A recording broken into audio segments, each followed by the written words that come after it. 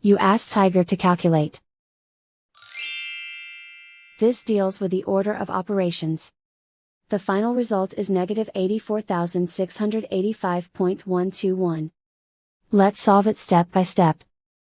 We begin by calculating the expression inside the parentheses. Calculate any addition or subtraction, from left to right. 91000 plus 70 equals 91070. 91070 plus 5 equals 91075.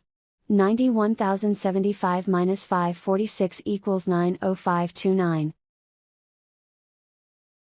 6,102 minus 90529 equals negative 84,427. Negative 84427 plus 2.879 equals negative 84,424.121. Negative 84,424.121 minus 261 equals negative 84,685.121. And so the final result is negative 84,685.121.